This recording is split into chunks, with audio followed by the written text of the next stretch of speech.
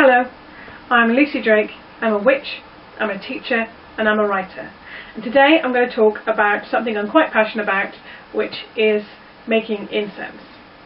The first starting place whenever you're making any kind of incense is to do your research. Now you can use Cunningham's. Everybody seems to have this book. It's not a bad book, but it is not exactly what I would say as comprehensive. One of my favourite books is the complete compendium of herbal magic by, I think it's Paul Barrel. But these aren't the only two books I have. I have a great many more, whether it's herbal remedies, whether it's holistic herbals, all of which helps in the research phase. Making incense is not just about getting a bunch of herbs together, putting them on some coals. An incense, by its very nature, is like an airborne spell, and how you balance it, how you create it, how you blend it, with imagination, with desire, with will and magic, as well as a lot of research, will have a huge effect on how it affects the space and how it affects the people within that space. If you don't do your research, for all sorts of different examples, you can really backfire on what you're doing. A lot of people who make incense, and unfortunately a lot of people who sell incense, take a cold pepper book, find a listing and put all of the same things in an equal measure, in equal parts, and you're meant to put it on coals and it's meant to do its thing. That doesn't work for lots of different reasons, primarily because you have no connection to those herbs, and also you'll be affected by different herbs in different ways. If you don't know the medical qualities and the medical uses of the herbs, I suggest that you don't use them. I'm going to start blending my Spring Equinox blend, and we'll begin from there. Some of the books used in the researching of making this incense, and others. Here on the table, which is also my altar when I'm doing ritual work, are some of the things that I may or may not be using to make incense today. This is my essential oil box, these are some herbs, and this is my cauldron, and this is my really nice antique coffee grinder, and this is my pestle and mortar, a thurible to test the incense so that I can make sure that it's smelling the way that I want to, as well as lots of different herbs, some of which I've dried myself. In the pestle and mortar I already have and have crushed up some of the herbs, my base herbs, as well as some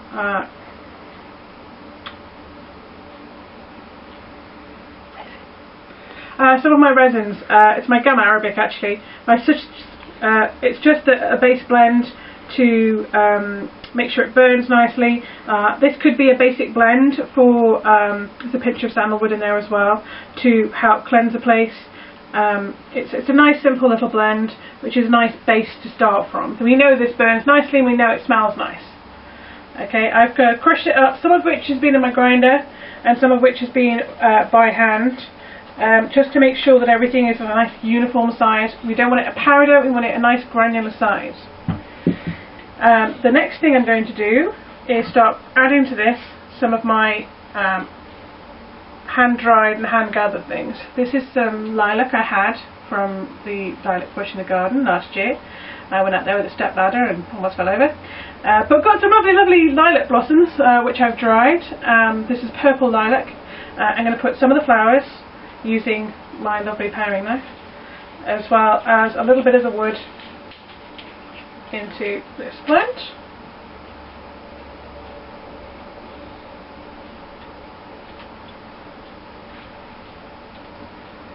Okay. You don't want to put too much of the wood in because it will not crush up as easily as the flowers will, and it will smell kind of funky. And then again, just give it a good grind.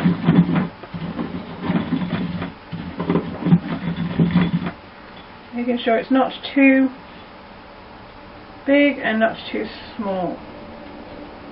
If you're working with dry flowers, do try and remind yourself that certain dry flowers like lavender smell fantastic, but other ones, things like rose petals, can actually smell quite obnoxious and almost like burning paper. I've got some lovely lavender flowers that again I dried from my plants last summer, and they're a beautiful purple colour. Can you see that? Can you see that? Look there, look there. Really nice vibrant colour to them. They also have a really strong scent, which is when you buy dry flowers, a lot of the time the perfume and stuff is not the same as when you gather it yourself. Keep the stalks, because you can use these as smudge bundles as well, and you can of course burn the stalks as well. The lavender plant itself is full of essential oils and very nice, but I'm just going to put the lavender flowers in just to give it a bit extra colour, make it look a bit prettier, as well as give it a bit more punch. I'm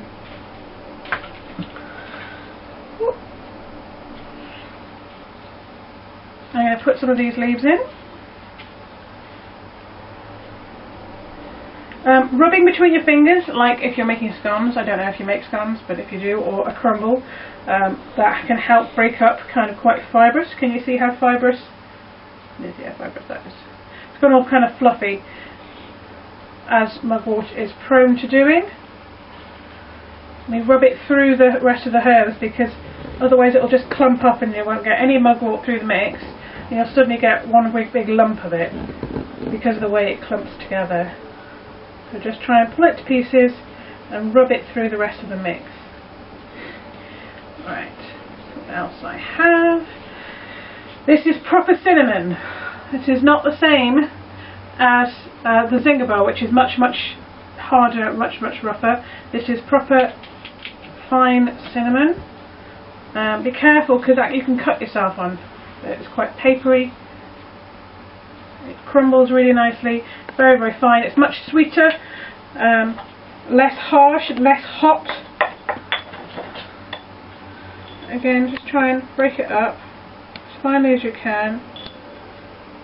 You don't want a powder, but you want it to be able to sit nice and evenly on a charcoal.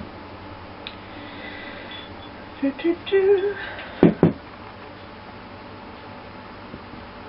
I'm not going to use all of that cinnamon, I don't think.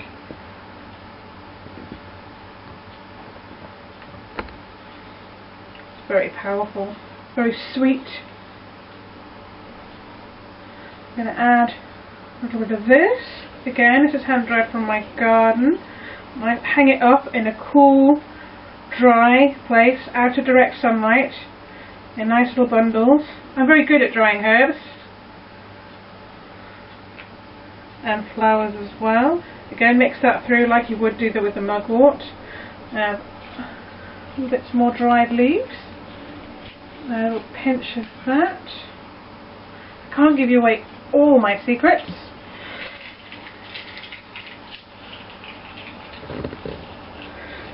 In old recipe books like the cold pepper, you see them say things like sort of rub through a cloth or rub through a sieve. When they're getting really fine powdered or dried herbs for things, which is fine if you're using it as a medical preparation, but you probably won't need to do it if you're making an incense. Bit of a scrunch. Remember scrunching? To scrunch our hair back in the day. Put the rest of that in there.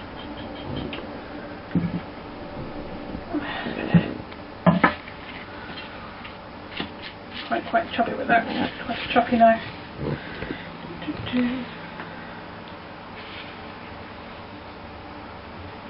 Get the big bits that don't need to be there. And then we're going to be ready to test it. See what it smells like.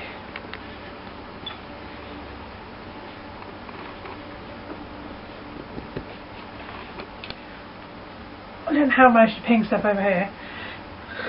I'm talented that way.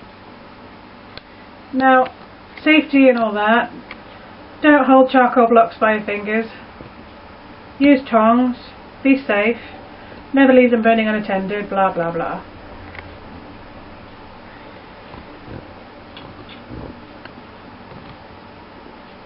Most of you aren't part dragon, so you're probably not holding onto hot coals with your bare fingers, and that's fine.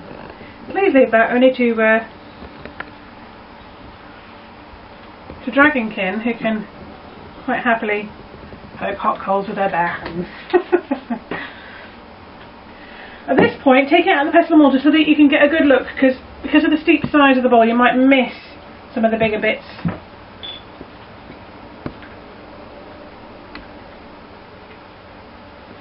And also, write down what you've used, because if you have a reaction to something, you can always go through and figure out what you've had a reaction to, or if something was really nice or something was really terrible. So we had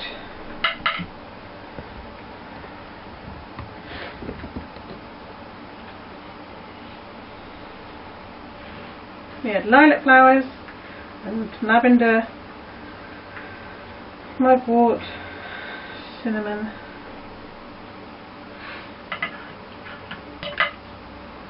some of my secret ingredients,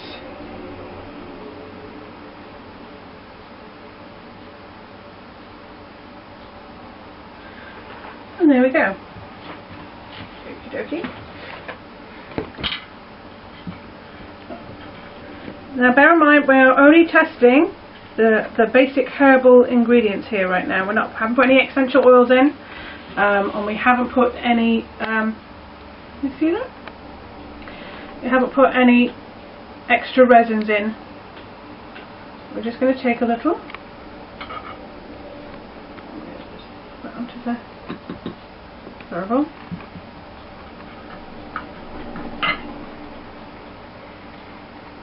Okay.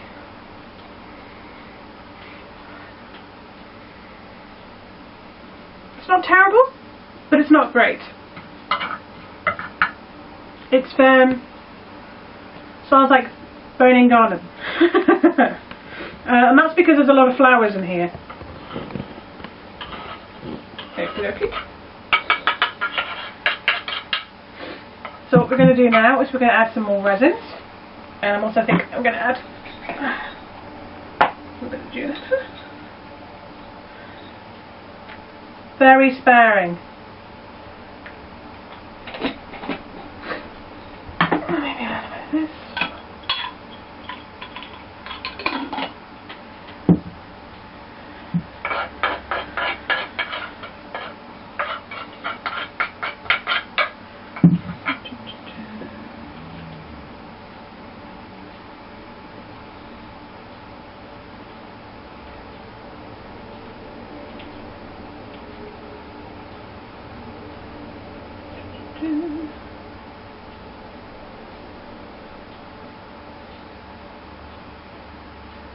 I have ground these in the coffee grinder before now.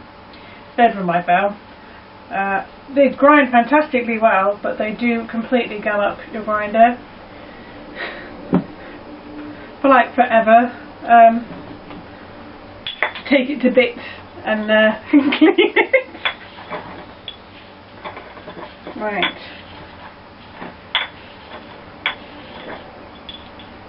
Okie dokie.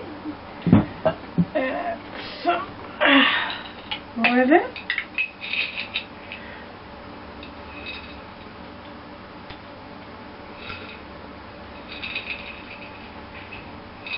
More.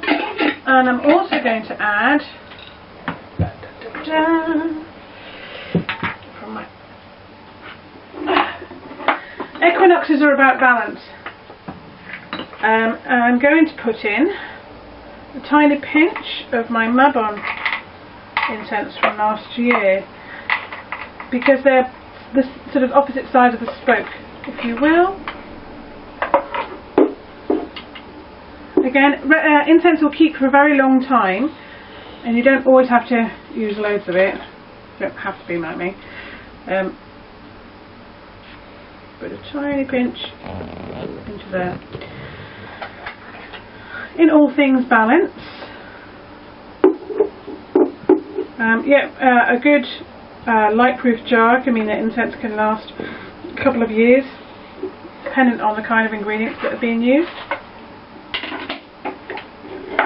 But it is nice to have and to blend something specific for a ritual or specific for a date, especially if it's very important to you. Alright, and this is how I get the fantastic bust, because I do everything by hand. I go, oh, do you go to the gym, Lizzie? No, I don't go to the gym. I do everything by hand. It's great for your pectoral muscles. Okie dokie. Let's bring all this into the cauldron. Now the reason I'm using the cauldron is because occasionally I'll want to use other things in this marble pestle mortar, and sometimes essential oils can affect or hang around. It's not too bad. It's better. It's much better than a ceramic one, but still, if I only ever mix herbs in here. So essential oils. Now what did I do in my research? What did I say in my research? I said la la la la la la. Right.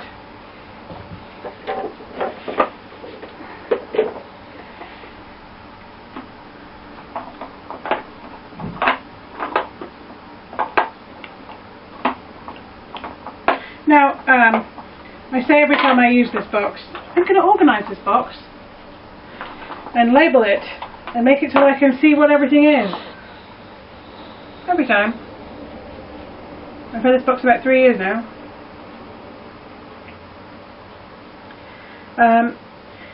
I like using essential oils as opposed to fragrance oils, because when you burn a fragrance oil that isn't a natural fragrance oil, you're burning a chemical composition.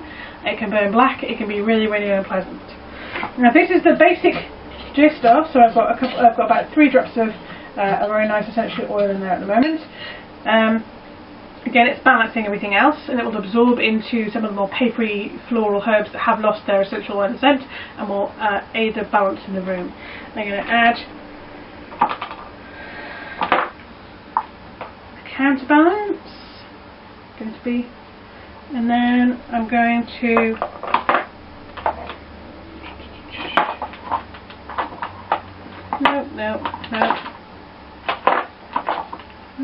yes.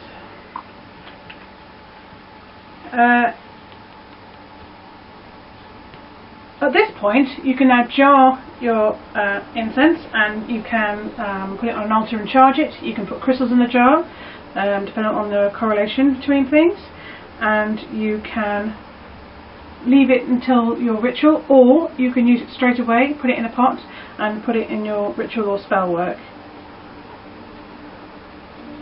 I'll have to use a different one that's not coming out the bottle. And there we go. So once you've mixed your essential oils, you can add crystals, essential spells, sigils to the jar, inside or out.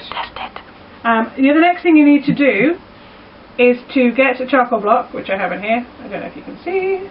Still going, just about.